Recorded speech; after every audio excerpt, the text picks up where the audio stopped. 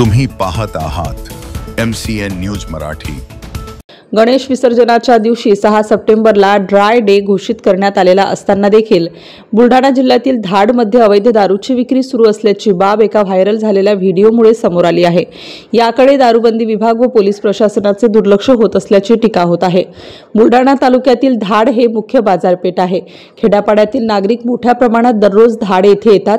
अशात करडी रोडवरील विद्युत कार्यालय जवळच एका व्यक्तीने दारूची अवैध विक्रीचा व्यवसाय सुरू केला आहे।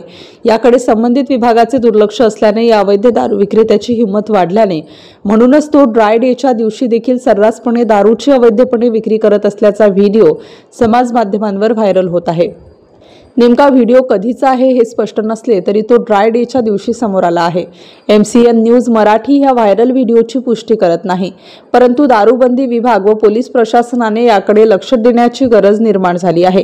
धाड हे प्रशासनाच्या नजरेत अतिसंवेदनशील गाव असून सणासुदीच्या काळात अशा प्रकारे दारूची अवैध विक्री करणाऱ्यांमुळे प्रशासनाचा ताण वाढू शकते। त्यामुळे या घटनेकडे पोलीस प्रशासनाने गांभीर्याने पाहणे आवश्यक असल्याची चर्चा समाज माध्यमांवर होताना दिसत आहे। MCN न्यूज मराठी करिता शेख अजीज मोहम्मद, बुलढाणा। मामा 190 द्या, 190 80 पुढं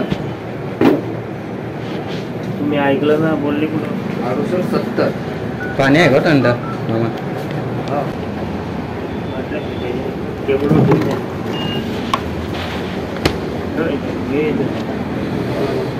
चकना द्या मामा किती अर्थ